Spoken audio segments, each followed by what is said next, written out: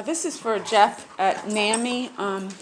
I don't accept that the government can't help people get housing. I think that's a lie. I think they're actually trying to kill very smart, creative people. I think it's a misnomer they've presented to the public that we're just good for nothing.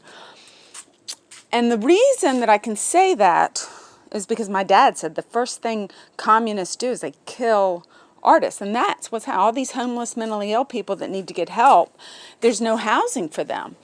And sometimes their families are not adept at helping. They need professional help.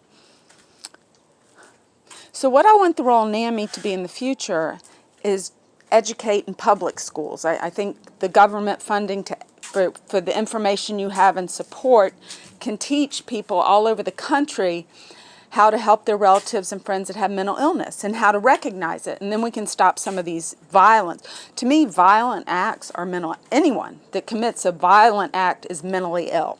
And we can add that to the DSM. But, I mean, I'm a First Virginia family, and mental illness runs in the family. So there's colorblindness, a sixth finger, and hemophilia. So we were obviously interbred in Europe before we came over here and got all these problems.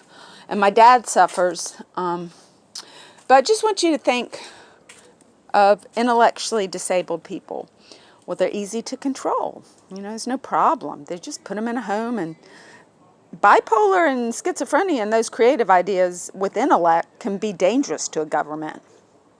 And that's where we're at with John Locke and Rousseau and Emily on education that I read, Kandinsky's book concerning the spiritual and art. I read too much. In fact, in school they couldn't control me because they were trying to get me to do these worksheets. I wouldn't do them. I just felt I didn't care. I was a kid. But I would read books under the table. So the philosophy is going to be called Democracy. But we're not going to kill our artists in the future. Those are the only ethical, moral people that go from the heart and not from the pocketbook. If they're real artists, they make art.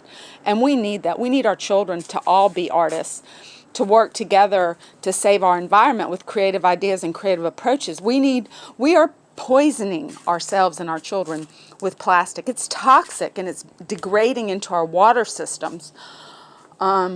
You know, I went to Kennebunkport and I said, that's not what government's about, or Trump's Tower. That doesn't show me a successful presidential reign. And when we get the opportunity to let me talk about what I think is a presidential role model, I will.